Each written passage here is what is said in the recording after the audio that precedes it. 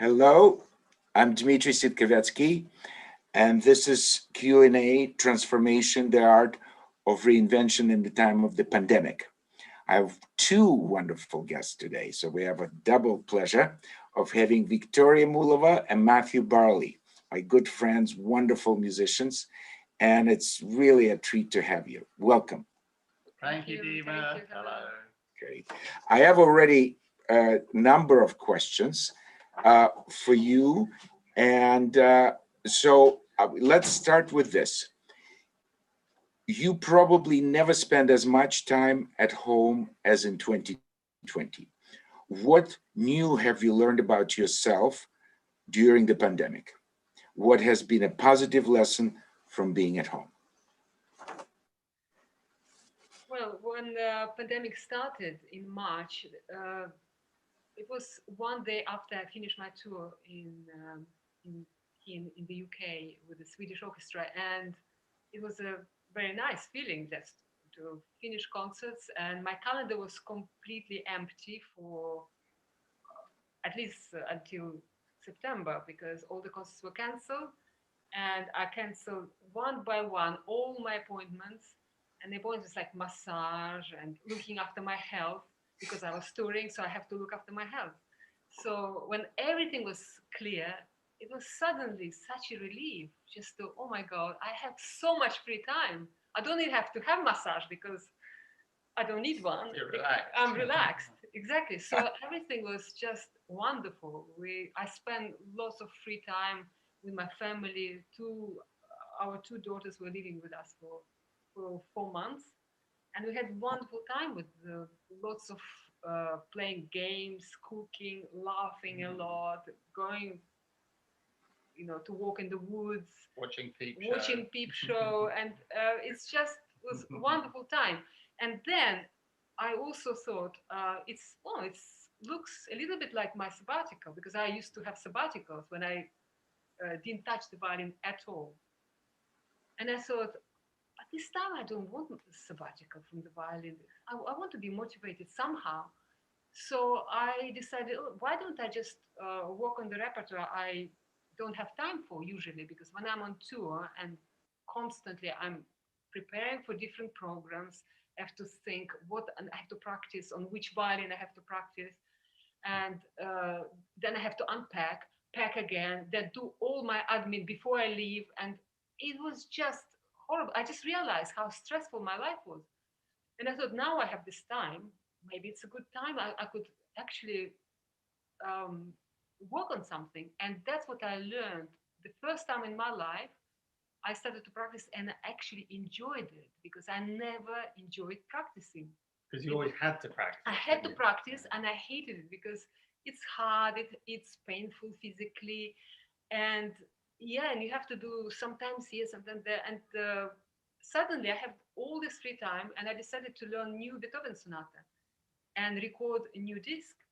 And what was really wonderful, that when I called my pianist, Alistair Beatson, who is an amazing pianist, and we wanted to do it with gut strings and fortepiano, he was available. The fortepiano was available. Usually it lives in Wigmore Hall, but all the concerts were cancelled.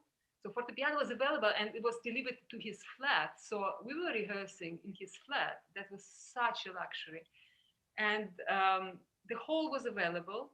So I would just pick the date in summer, July. And luckily, the lockdown finished by then. So it was possible even to go so I was just very lucky. The fortepiano was available, producer was available, and everything was just and Matthew produced the engineer was available, but Matthew was available because he had no work either. So he produced the disc. So he helped us to record Beethoven sonatas. So, and then we also mastered it very quickly because everybody has so much time free.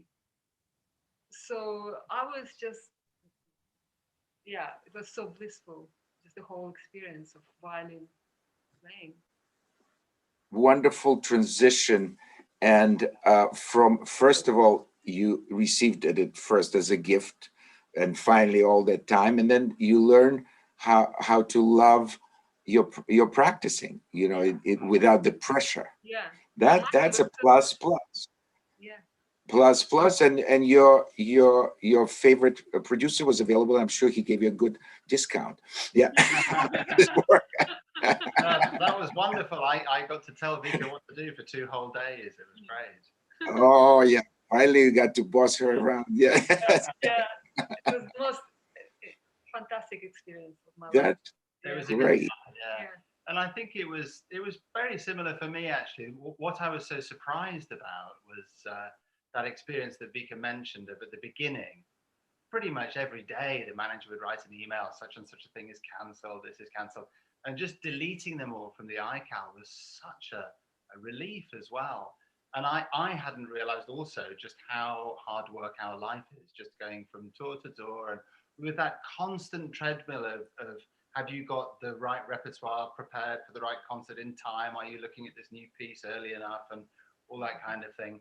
And then I spent 2, 3, or 4 months or something going through all the things that were at the back of my mind or at the bottom of my to-do list that I hadn't got round to for many, many years. And that for me was one of the most cathartic experiences, because I hadn't realized just how much I was sort of dragging this great big undone to-do list in my mind around with me all the time.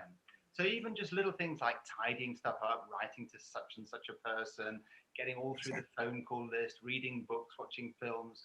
And that was an amazing feeling. For the first time in 30, 35 years, I just felt like I'm on top of everything. And that was a real gift. Yeah, it was really fantastic. But we were very lucky from, from stories of other musicians or like young musicians must have had really horrible time, because we are very, very privileged to have, our careers established, and just realizing how lucky we are to be at this stage, and so fulfilled. But also what I've noticed, and I hear actually that maybe we need to be a little bit closer to the computer when we speak. Yeah. Oh, okay. Yeah, just a little bit closer. I still stay relaxed, but just a little bit closer. I just How's got that? Does that sound better? because this, I hope it's better. I'm sure it's better because I can hear it very well. Because what I noticed once we started having those wonderful dinners at your house or at our house or somewhere else, and when you would tell me, in the last, since we properly met, I think it was 2013 in Bucharest. What I noticed, which was different from you, especially Vika, in your position, you loved and taken several sabbaticals. I mean, like serious sabbaticals, where you really would not touch the violin for months. I think once for 6 months or something. And I thought at the time, oh my, I could never do that. Even though I did experience a year and a half without being on stage from the time when I left Russia and then coming to the West and all that. But for me, that would have been impossible. So you obviously had that experience of complete change of life, complete relaxation, no connection and to something you've been doing all your life for a while. And then finally, after a few months, you're like, oh, maybe I should start doing something. but it did not feel like it was another pressure or any kind of negative thing. For me, it was really important. I love my sabbaticals. Actually, the longest time I didn't touch the violin was 8 months. And I think everybody needs this time also to reflect and do other things, because they enrich your life, and which also enriches your musical experiences later on. So I think as a human being, you need those things. You need to read. You need to be in nature. You need to be with your family. You just I know some musicians who are really just constantly just doing music, music, music every day of their life, and I think it's a little bit what's the word, limiting. Limiting. But then limiting, yeah. Limiting. But then again, some people love to do that, and you can't argue with that. Yeah, I can't. Yeah, people are different, but I couldn't do that. For me, having holidays is very important. Also, and the family is one of the most important things for me. Absolutely, and you've created certainly a wonderful, wonderful family, which I've seen in action. Your interaction with the kids is one of the great pleasures of getting together with you. Speaking of, there is a second question that I'd like to voice, to read, is coming from two different backgrounds. Has it been difficult or not to agree on how to bring up your children? Not so difficult. I learned a lot how to bring up children from Matthew, because he's the best person to learn it from. I think. I mean, I really just owe you, Matthew, a lot. We created this wonderful family, and yeah, I was open to learning, and it was not that difficult. No, I don't. I think overall, if we were to sum up 25 years of being parents, no, it hasn't been difficult. There have certainly been some moments, but I think every pair of parents comes across moments when they disagree. But I think from the backgrounds, I've actually, I mean, we talked about this a few times. I think if anything, it's actually helped. I think that the mixture, the sort of liberal English middle class background. And how do we describe you? Strict Soviet upbringing. Brutal Russian peasant. Yeah. Baptism by fire. Exactly. No, I think it's been a very healthy mix. And yeah. I think it also helps that I know Russia, and of course Vika now lives in England. So we know and appreciate the two different sides. So I think we've been quite lucky in that way. It's been a good mixture. And probably helped the fact that you did go to study in Russia, Matthew, before you ever met Vika. You went, so you had an idea, not only distant idea, or from the Russians you'd meet here in UK, but you actually knew what the Russians were in Russia, which is quite a different thing, isn't it? I always had a bit of an obsession with Russia. I read my grandfather's autobiography when I was 13. And he had traveled to Russia a lot, back even to the 1930s. And so from reading that, I got this sort of whiff of what Russia must be like, and I was fascinated. And then I studied with Stefan Popov at the Guildhall, who had studied with Slava in Moscow. And from that also, so I had the kind of Russian school that was there. And then I got to the end of my time in Guildhall, and it was that moment where I had to decide, where shall I go for postgraduate studies? And it was either, I think the choices were America, Holland, Germany, or Russia. And then I happened to be in Tanglewood one summer, and Rozhdestvenski came to conduct, and he was conducting Shostakovich's 10th Symphony. And I remember in the middle of, I don't know which movement it was of Shostakovich 10, and I suddenly went, I have to go to Russia. There is absolutely no question, I've got to go to Russia. And that was the moment. So for me, going out to Russia when I was, 22 or something, I did 2 postgraduate years there at the Conservatoire. That was, in a way, that was the sort of final act of many, many years of being fascinated by Russia, Russian music, Russian history, and so on and so forth. So it's an important part of my life. And you have very wonderful Russian language also. It's very nice to sometimes use some Russian words, and sometimes Matthew himself uses Russian words, and they're so colorful, and he really feels the language, which is great. But the children don't speak Russian, do they? They speak Russian, and they also have such a wonderful sense of the language, because the vocabulary is not so big, of course, and they don't have practice. Of course. But sometimes they just say one word and we start laughing, because it was like the other day we were driving, and the car in front, it was a green light, and it was standing for about 20 seconds.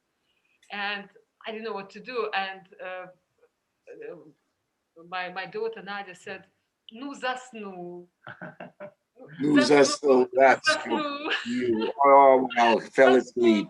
Fell asleep. To laugh, because it was, it just sounds better in Russian than in English. Much better. Yeah, because it's the whole thing. Yeah. Oh, well, he fell asleep. But you need more words in English. There's there's a lot more, it's much more colorful, and it's something that quite delicious about it. Not blaming him, just sort of stating what's going to. And especially in Russia of the past, where you had to stand in lines Yeah. everywhere, and you developed incredible patience for things. So, oh, no, yeah. That's brilliant. So they all laugh between them also because they're all three children. They use Russians occasionally between them just to laugh. Wonderful, wonderful. That's great. Now, since we're talking about Russia, there's some questions for Victoria specifically. Let me ask. Obviously, it's a colleague of yours and mine too, violinist. Would love to know from Victoria more about the teaching of Leonid Kogan. She once said that she may have learned, Vika said, more from listening to his recordings as a kid than actually later in the lessons. Nevertheless, we can hear Kogan's fingerprint in her playing, especially in the early discs. Early discs of Kogan, I think. No, early discs of yours, of yours. Mine? They could Paganini, hear, this kind of thing. Yeah. exactly. Yeah. Yeah. At the time of the competition, before Yeah. you were still Yeah. in Russia, yeah. Yeah, it's true. I learned from his recordings, and I always admired the way he made music on his violin. And when I was studying with him for 5 years, it was very rare occasions when I went to his house to play, and he didn't have time to teach. I don't remember one single sentence where he would say how to do something. He would say, "Ну не артистично," like no, Not artistic enough. not Yeah. artistic enough. But he never helped me to say how should I do it better or how to build the phrase. So he used to play with me. For example, if I was starting to play Tchaikovsky, preparing for Tchaikovsky competition, he would play with me in unison. So I think he was just using this time to practice himself. Just so we played in unison the whole concerto, and occasionally he would just play for me the phrase, and I was terrified, by the way, terrified of his smile. Even it was like like a terrifying grin. He was very scary man, and he would play a phrase. So I was trying to learn from those moments when you played something and how he did it. So I was constantly just absorbing all that, but mainly from the recordings of the way he was making phrases. And he learned from singers also, from Maria Callas. I think from Maria Callas was very big similarity how they made music. And also from Heifetz recordings, I think From Heifetz also, yeah. very, very influenced. And Heifetz, I think, appreciated him very much. There was correspondence, and they always say, yeah, it's interesting because he never really, I heard it also from the other students, that he always had his violin in his hands. He never really let it down or something, you know. He never said a word how to do it. Yeah, it's just. And by then, of course, I had a technique. We're ready to develop. Yeah, because I came to his class in the Moscow Conservatory, and by then I already had my technique, so by that he time had to teach me. Exactly. And, he also had a wonderful assistant, Volodar Bronin, who is not as well known because he died a long time ago, and somehow his role now is not known, but he was very, very important, wasn't he? Yeah, he actually, with him, I learned technical stuff. Yeah, he was very good for me. Yeah, yeah. And also my father who went to all the lessons when I started to have violin lessons at the age of 4. He went to all the lessons and he practiced with me every day, 2-3 hours a day, for a few years before I entered Central Music School. So I was very lucky that I had very good teachers and good parents. So that's devotion. That sort of reminds me of those parents of the great violinists like Heifetz's father, always there at the lessons with Auer and telling him, "But professor, you told him to do this last lesson and he's not doing it." Yeah. And then Auer would say, "They just leave him alone. Let him." Oh, really? Oh, yeah. I heard that from the witness of those lessons, Richard Burgin. There was a fantastic, for 40 years or 42 years, concertmaster of Boston Symphony. He was like an older colleague of Heifetz. Right. And when they all went to Sweden first, to Stockholm, the hours class, and Heifetz was there, he was like his older brother. So he came very often to his lessons. And he heard his father getting really irritated that Yasha was not following what Professor Auer, specifically asked, and Auer would always tell, just leave him be, let him do it. It's interesting. He knew where to insist and where just let go. That's also a sign of a great teacher, isn't it? Yeah, but it's important also what age Heifetz was at that time, because I'm speaking to very early age, 4, 5, 6. You can't leave the child alone. Absolutely. And do him whatever he wants, because it's so hard to learn the instrument. I mean, absolutely. You have to supervise. Yeah, you have to supervise. And also continuing from this, what do you think about what's your perspectives on violin schools and violin playing in the 21st century? This question. Where are we headed? Is there still a Russian school? And why the question is, and why does she not teach on a regular basis? That means you. Vika, why don't you teach? So this is sort of one question: where we're all heading, and is there still Russian school? We're all heading. I have no idea. And also, I don't listen to other violinists. It's just I listen to all other kinds of music, but not to violinists playing. I don't know. Maybe it's bad, but I just have so much violin music in my life anyway. I had to practice and learn things, and so so that question I can't answer. But about teaching and Russian school, I don't think Russian school exists now, because I think it was very important in the 20th century when the school of making of Russian violins was very important, because it was taken so seriously. And as you know, the big Russian school like Central Music School, CMSHA, was so important. And children used to practice a lot. It was never like here. Sometimes it was like a hobby. You practice violin a little bit. And so. But it must still exist, the Russian school in Russia, surely. In Russia, what I heard, because I went to play there, and they asked me to go and do masterclass in the CMSHA, in the. I was there. Yeah. I was absolutely shocked how bad they played. Really shocked. Oh, yeah. Well, times changed a great deal, and probably the golden years of the Russian violin school, of that whole incredible culture, it was probably still there in early 70s, because I will never forget my entrance exam to Moscow Conservatory, not even in Malizal, but in a class 21, 21st class. There was a jury which consisted of David Oistrakh, Leonid Kogan, Yuri Yankelevich, Dmitry Tsiganov, Igor Bezrodny, Galina Barinova, Volodar Bronin, Maya Glizarova, Eduard Grach, and so forth.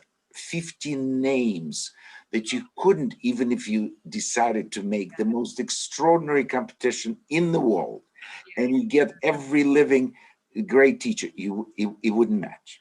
Yeah, incredible, unbelievable. But the thing is that after the 80s, in 90s, I think lots of people left. Exactly. Lots of people died. Also, the great violin generation was gone, and lots of people left, and they started to teach in Vienna, in Munich, in Hamburg, and so London. Exactly. Yeah, in America. So it kind of moved to the west. Dispersed, and it's not in one place. It's not in one place anymore. Yeah. Before you knew that you come to Moscow, you get the very center. You come to St. Petersburg, it's another center, but that's it. Now it's, or sometimes in the West, Juilliard, I remember when I came, there was still, the jury that listened to me was Galamin, Delay, Tosi Spivakovsky, Joseph Fuchs. There were names, you know. And also I met Richard Bergen at one of the competitions who I mentioned earlier. I mean, there was some serious, and Bronstein, the teacher of, you know, in Boston there were some good teachers. That's all changed now. Now the whole, I think the teaching, but now I would love to switch gears and ask Matthew something that he knows that neither. Vika, you might learn already some things from him, but I'm very jealous of Matthew's ability to improvise.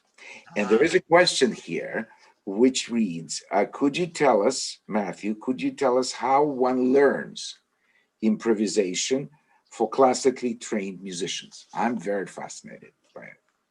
So yeah, it's quite a difficult question to explain, although I have taught improvising to classical musicians for 30 years or something.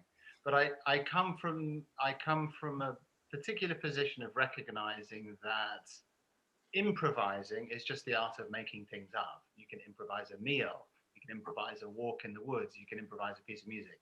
So improvising is the art of making things up, and every human being knows how to do that. Every single sentence that we've said so far on this interview, we've created those sentences from scratch, basically, Absolutely. using the building blocks of our knowledge of vocabulary, grammar, syntax, and so on and so forth. So first of all, we all have the circuit, you included, Dima, to make things up. That's all in place. And classical musicians all have great skill on their instrument.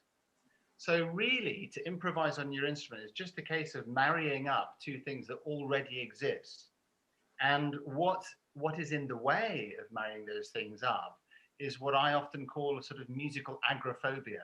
It's a fear of the wide open space, as in which note shall I play? So what I've developed is a whole bunch of different exercises that basically bring the walls of choice much closer. So for instance, I may limit things by just imposing a mode of, say, 3, 4, or 5 notes. Sometimes I've even got people to improvise, classical musicians, to improvise on a single note. We used to do one-note symphonies, which was quite fun with 4 movements. Wow. And what I find all the time is that if you limit the choice, then classical musicians have no problem at all being extremely creative. So then what I have to do is paying a lot of attention to who's in my group improvising and what the general kind of vibe is between them. I have to slowly bring the walls out so that they have more and more choice, but not too much at any one moment, and just develop the playing in that way. So that's pretty much the strategy, I think. And that becomes fun. And then it becomes fun, yeah. Yeah.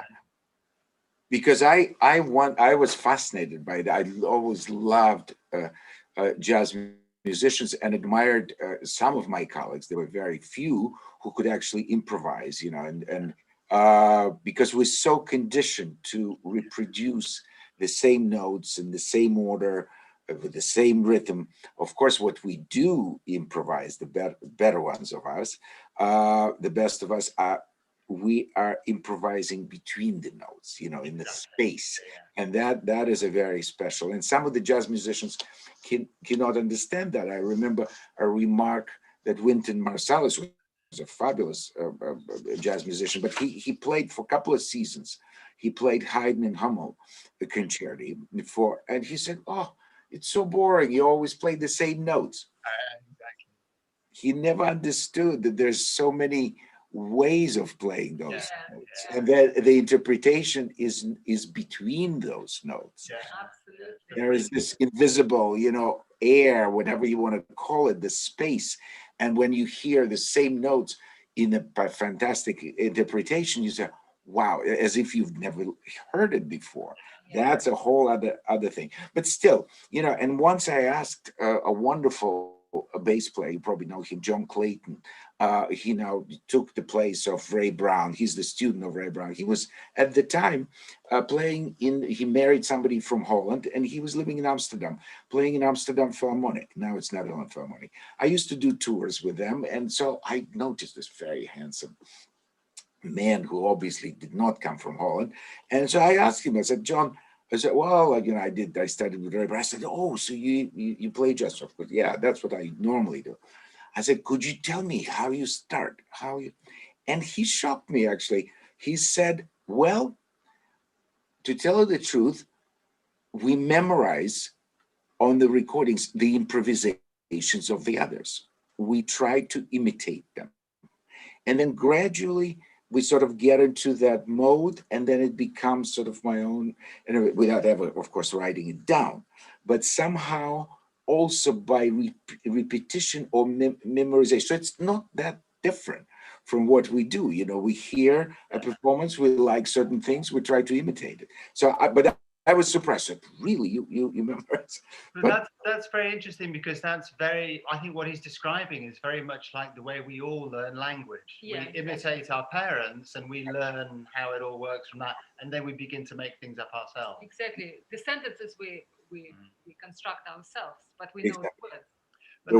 But there's another very important thing for classical musicians, which I talk about a lot, which is learning to say yes instead of no. Because I think the process of being a classical musician, we sit in our practice room and we play a few bars of Bach, and it's like, okay, no, that was a bit out of tune, we'll try that again. No, the phrasing wasn't quite supple enough, we'll try that again. No, the sound was wrong, we'll try that again. No, the bowing was wrong. And it's a constant process of chopping things out and getting rid of things. Yeah. And I was very struck by a great quote of Miles Davis, who said, he said, lots of my best solos started with wrong notes. Wow, there's a concept to be positive about. Yeah. And I worked a great deal with a wonderful jazz pianist called Julian Joseph. And at the beginning of my playing with Julian, I would play some solo and I knew it was absolutely terrible. And Julian would go, that was wonderful, well done. And we worked for years, and I sort of gradually realized that he wasn't just being patronizing and he wasn't just being positive for the sake of it, but you've got to get into that mindset of not being too down on yourself, too negative. Otherwise, you'll never free up. You just can't. So you've got to learn that way. Again, to use the same analogy, as a child learning language would, you don't worry about the quality of your sentences when you're 3. You just speak. So it's very important to get that yes. Yeah. Instead of the no. Yeah, that's fascinating, because this is also something that I think I wish in the curriculum of the schools, of classical schools, should be a class of improvisation. Because I think it would free us up, and everything. Even now, when I've started teaching a lot more than I ever did now online, and I actually like it. I find it, because you can. Well, I couldn't do what Leonid Kogan was doing, because, as we know, you cannot play at the same time on Zoom. There's always delay. So, and it's a good thing. I normally wouldn't anyway. But to show something, that is also possible. But the main thing is, now many competitions are made by videos now. You send your video and everything, and a lot of young people, they even when they play live at the competition, they're so preoccupied of their perception. In other words, they're already waiting to be judged. I said, listen, you haven't committed any crime. Nobody's nobody's going to judge. They're not judges. Actually, what you need to do, and what I'm looking for, is an interesting personality. Just produce what you are. And if you do, even never mind the wrong notes or wrong style, or I would have done it differently, it doesn't matter. But if you just put your best foot forward. Don't think that you're going to be judged, and this one is not going to like it because it's not Baroque enough, or this one is going to be because it's too, and so forth. It preoccupies one's, especially young people, because it's important. And these days, especially now with everything being shut down, we need to really have a way of expressing. Have you taught online at all during this time? No. Matthew or Vika? We haven't done it at all. No, we haven't.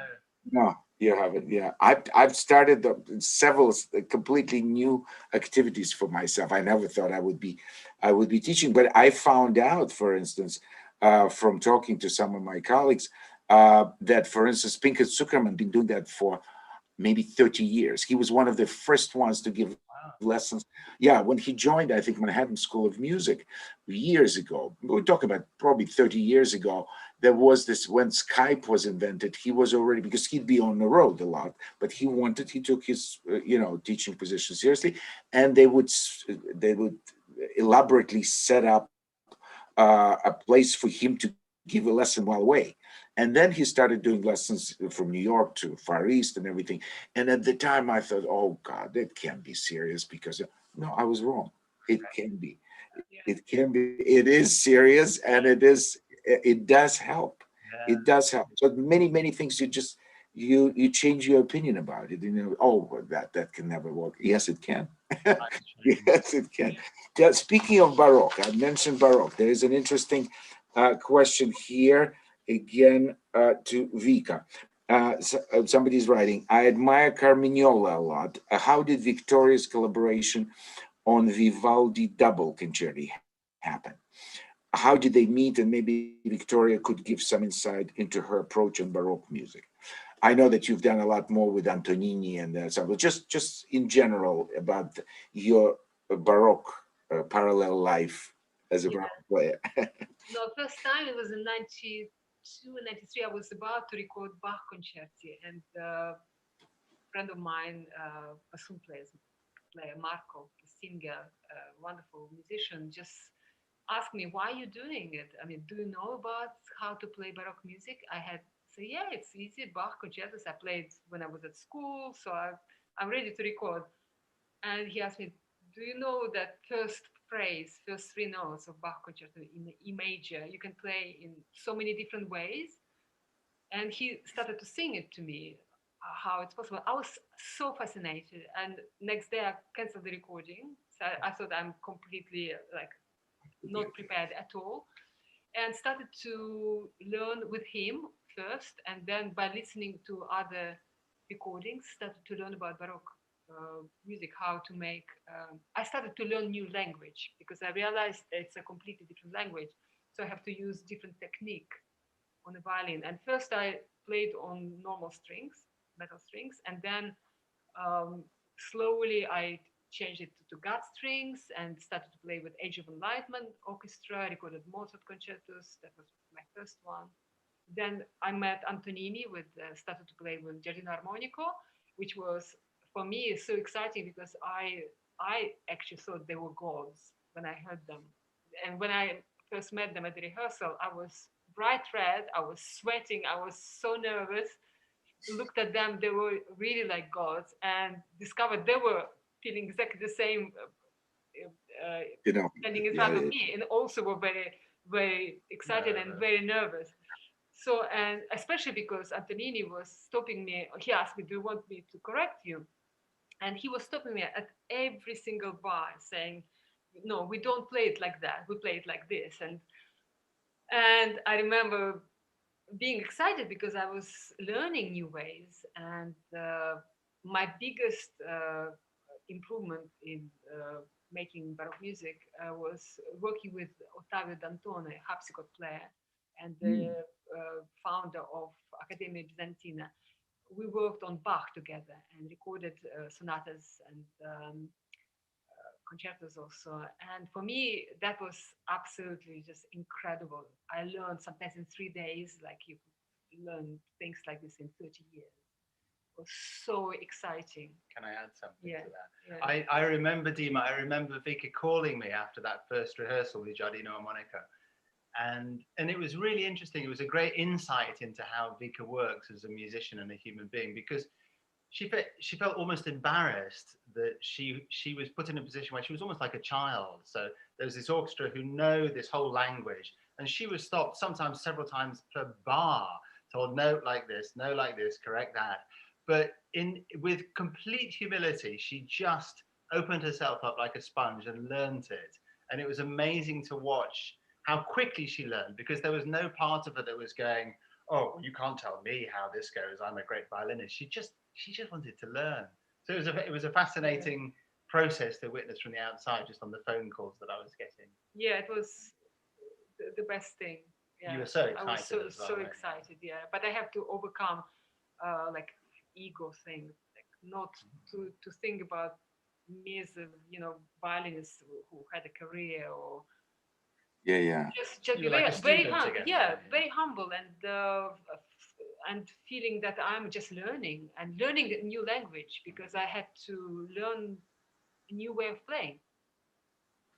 And the Absolutely. process which starts and continues for many years until it's in your blood. I remember Antonini was saying to me that before we record, you have to feel really comfortable. It will take years to be ready for the recording. So we started in '99, I think, working together, and so we did recording in 2004, and it goes easier and easier each time, of course. Do you find it difficult or easy just to switch from this sort of mental state as a Baroque musician to, let's say, play Yeah, Sibelius or yeah. Shostakovich or something like that? It How? gets yeah, it gets easier and easier. First, it was very difficult. I would need like a couple of days, 3 days to adjust technique, my technique. Yeah. And I bought a new violin, which was Guadagnini, so the gut strings are always there. And now I sometimes use both violins for the same concert. I have a solo program where I play on two instruments with two different bows, and have a contemporary music mixed with Bach. So it's a 1 hour, 15 minutes program, which is very exciting. But of course, it's a little bit difficult just for first two notes. Find always challenging, and then I quickly can adjust. And Yeah. then another question you asked about Carmignola, Yeah. how we met. It was in Rome, and it was at a party. I was invited to a party after a concert. I think they played with Venice Baroque. Carmignola was a soloist, and I remember, so at the party he was talking to me, and he said how much he admired my playing. He was just very, very sweet, and we just said, oh, "Shall we play together? It would be so nice." We were both thrilled because he also plays on metal strings, so he Uh-huh. also this way of playing, regular, not Baroque repertoire. So we created a program, Baroque and non-Baroque. So we played Prokofiev duo sonata, and some other pieces, Bartok pieces also, yeah, and then mix it with Vivaldi, with Bach, and so on. So we had a very nice Oh, program. contrast. And then Contrast. at the same time, Venice Baroque Orchestra asked us to play double concertos to record Vivaldi double concerto. So that's how it's. Great.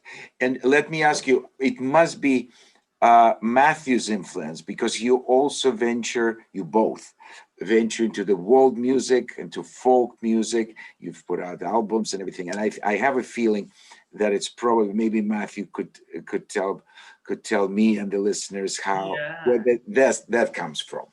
Well, I remember very clearly, yeah, when I first met Vika, which was in 1995 when we got together, I was struck by how passionately she loved so much different music, whether it was African music like Youssou N'Dour from Senegal, or jazz like Miles Davis and Weather Report, or classic pop stuff like Bee Gees and Beatles. So I thought it'd be fun to make a present to Vika of arrangements of all this music, and I called it Through the Looking Glass. So it was an image of Vika looking in a mirror and seeing herself, but reflected back through all these different kinds of music. And we got a little ensemble of, I think it was the two of us and three People, percussionists yes, and guitar and piano. So there were seven of us, with Julian Joseph, that wonderful jazz pianist, and some amazing percussionists as well. It was a really good little band, and we recorded this album and we toured it. I think we did nearly 30 concerts around the even world. in China and Japan. Yeah, all over the place. And then after that, we did two or three different projects, and also big tours with recordings and filming involved as well. But that, over the years, that's been a really, really exciting part of our creative life.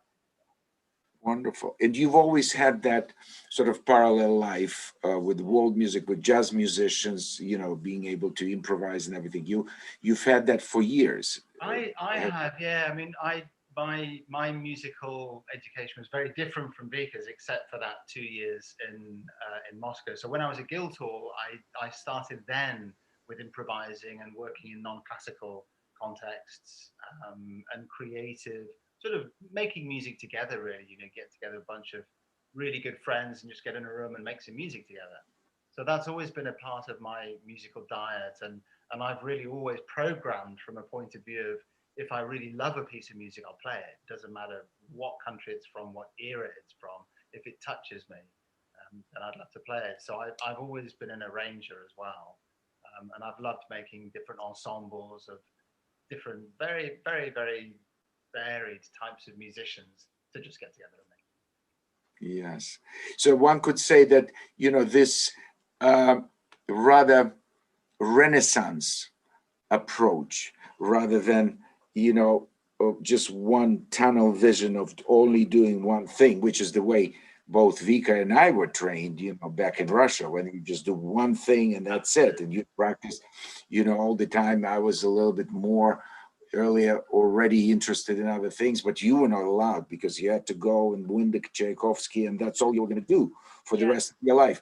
Then you came and really freed yourself by immigrating, and then you could have all these influences. Now, if somebody asked you, which I've asked both Tony Papana and also Ian Burnside, what's your view of neither one of us three ever belonged to any academic institution? Somebody asked Vika whether you've ever taught. I've never taught in any institution. Matthew, I assume you also don't teach.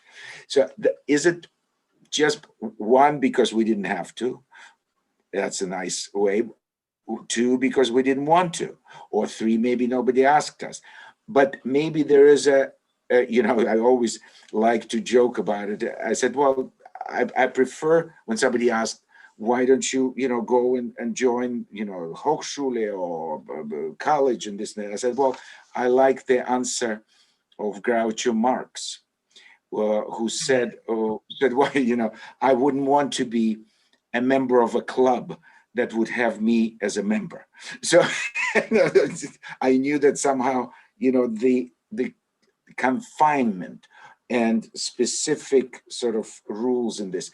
Do you have any reservations about, what I also called in the last couple of conversations, the academic bubble, that, there's an opinion that young people get surrounded just by their school comfort, which does not necessarily prepare them for real life? What's your views on that? I think you have to learn not from. I mean, I didn't learn just from being at school or just with lessons with Leonid Kogan or Bronin. That wouldn't be enough. I learned it by listening to other recordings, seeing people playing, and just through just life, just living and being open. That's for me very important. And just what you said about improvisations and absorbing all the things you see and you hear. And I was very lucky to be with Matthew, so I learned lots of things from him. And yeah, that's how. I think it's been really interesting watching conservatoires over the last sort of 4 decades or something, where I've been able to watch conservatoires, and I think it's a story of curriculums just getting bigger and bigger and bigger. So they'll be adding a Baroque strand, adding an improvisation strand, adding a community education strand, adding some workshops with some managers and agents that know about that, a visit from the taxman to talk about tax, and all of these things. And of course, I understand that completely, but I think it's true to say that students these days are really, really overstretched. There are so many things, and possibly, I mean, obviously, I would say this because I'm an improviser, but for me, improvising is actually a way of life. One of my favorite phrases is, if you want to make God laugh, tell him your plans. And 2020, I think, underlined that more than any other year. And if the one art that you really know is improvising, then life is a lot easier, because you really learn to roll with the changes. That thing of, you might be sitting there with a group of musicians and suddenly you can just hear this amazing melody. But by the time you've got your arms up to the cello, the accompaniment's changed. It's not going to work anymore. So you have to go in a different direction. And so I do think that to teach an improvisatory way of responding to the world is one of the most valuable things we can teach young people. I think that's. Oh, yeah. Sorry, Vika. I was Go just ahead. thinking, but before that, you have to have good technique.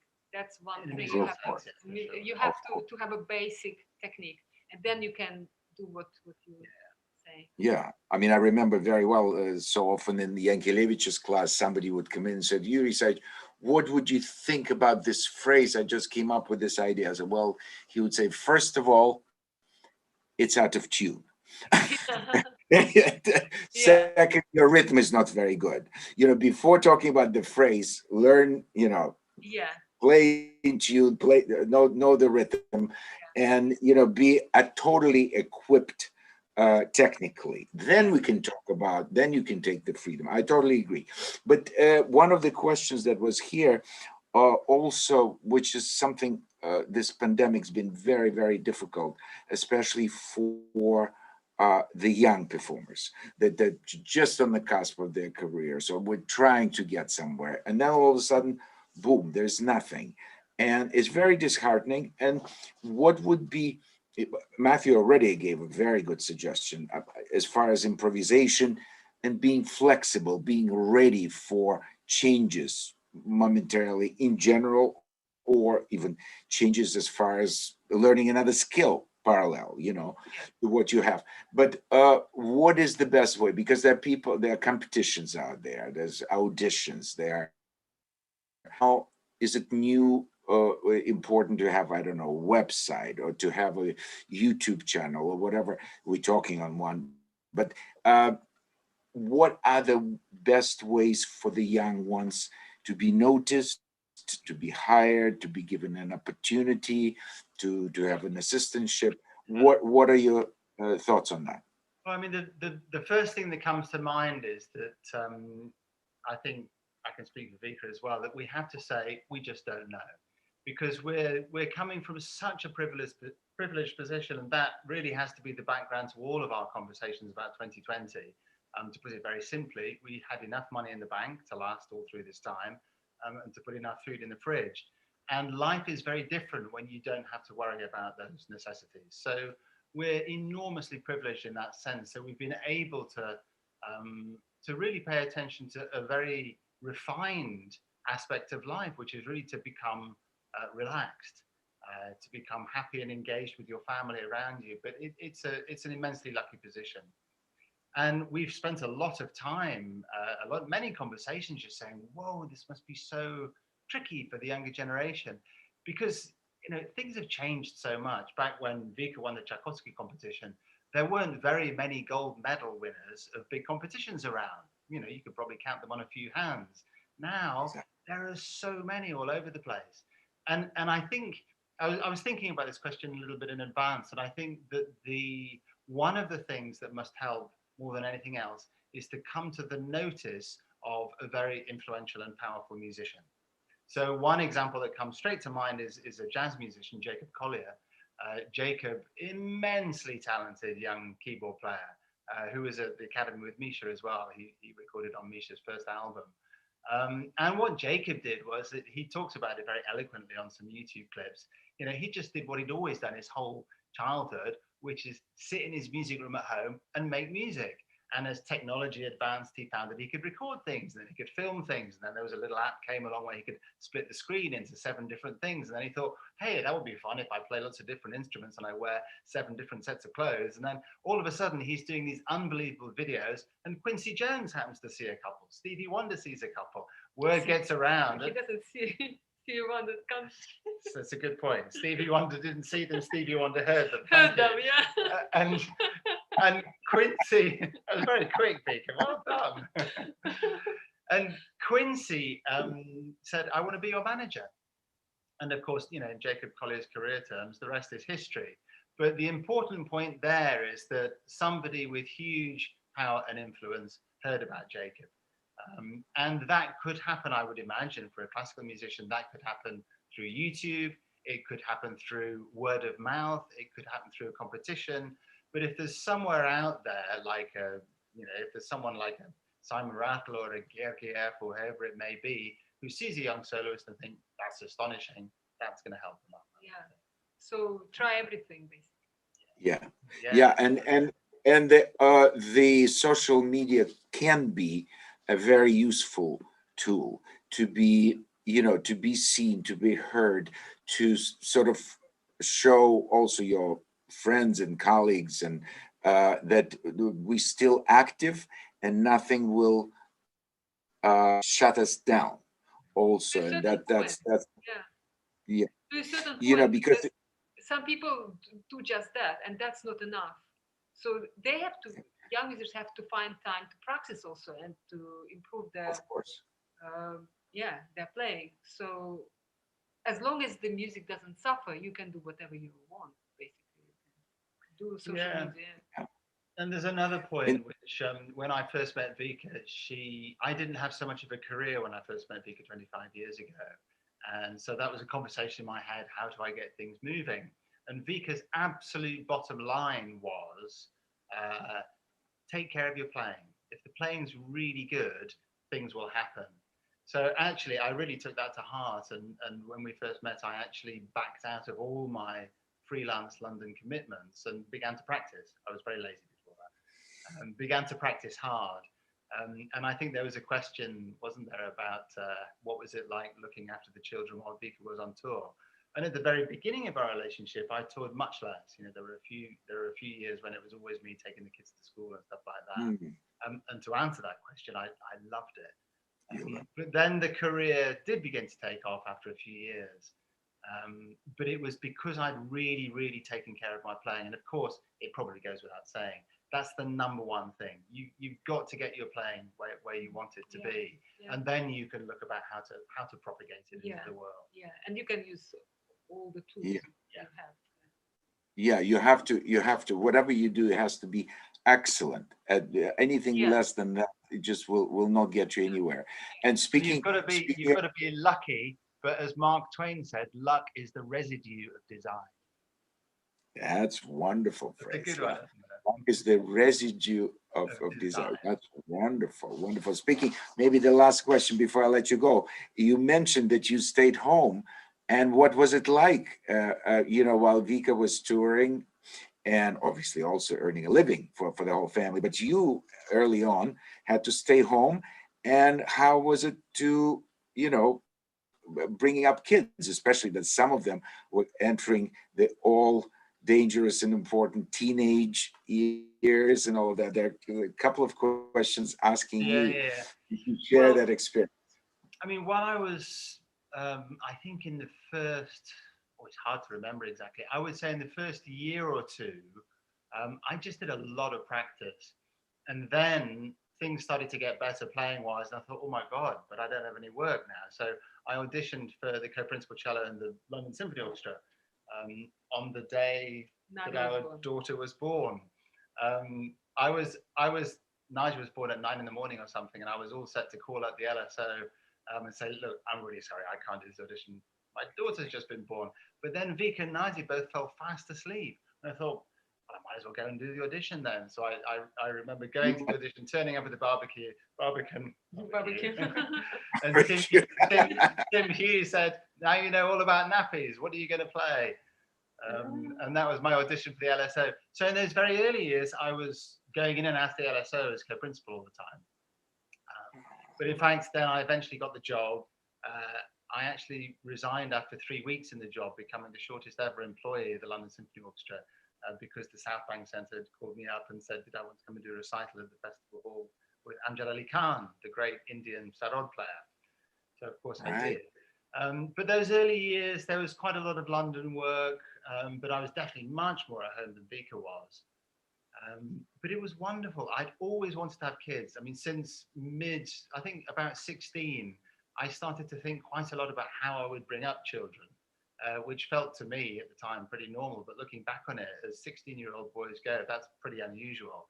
It's I don't very even unusual. know why, but that was always a thing for me. So I was very, very happy to be with the children. And then as things came off, in fact, I was interested by this question. So I went back into our diaries and I found the first year where Vika started doing her online diary on iCal, so I could compare. And in fact, in 2009, Vika traveled 84 days, I traveled 90 days. So we were both traveling about the same, I think, for many years. But what Vika has always been amazing at is she's turned down a huge number of the concerts that have been offered to her. And I've known her turn down tours with Chicago Symphony, LA Phil, London Symphony, Philharmonia, because one of two reasons would be the main reason. One, the repertoire wasn't quite right. Two, it clashed with children's holidays. And that was the thing that we always made sure we were free for, was the kids' holidays. So we traveled together, spent a lot of time together. And Vika was amazing. I mean, she got offered a huge amount of work, but she was always really, really disciplined at not accepting too much, so that we had a life as well. Also normal life, yeah. That's fantastic, because whenever somebody asks me, what's your suggestion for having a successful career, I said, well, right from the beginning, you have to learn how to turn things down, how to say no. Because if it's not the right repertoire, if it doesn't come when you are absolutely at your best, if you do not have an ability to jump in because you are that good and you have a number of repertoire, don't do it, because that will spoil. Yeah. You have to know your limitations. You have to know your strength, but you also have to know what else is important for you. And to say no is maybe even more important than to say yes, because they say, oh, of course, young people should say yes to everything. Not necessarily. And you're a living example of very, very few of my colleagues who had that figured out from day one in the West anyway. Once you were here, you figured it out. And that's why, it served both of you and your kids incredibly well. So you were not an absent mom, and you were not stay-at-home dad. Wonderful. On that great note, thank you so much. It's been absolutely wonderful, and I've learned some new things, even though we know each other and we've talked about certain things. Thank you so much. I hope our listeners also enjoyed it as much. And also, this program, of course, will be up, on my YouTube channel, probably on yours if you want to share it, and it will be available to whoever is interested. So please come subscribe to Vika's, to Matthew's channel, to my channel. It always helps us to spread the word, to share it, and stay safe for those who are in the lockdown like us in London. And let's hope that live music is coming back, and we'll do anything and everything's possible to make it happen. Thanks so much, Vika. Thank you, Thank you, Dima. Thank you. Thank you. Bye-bye.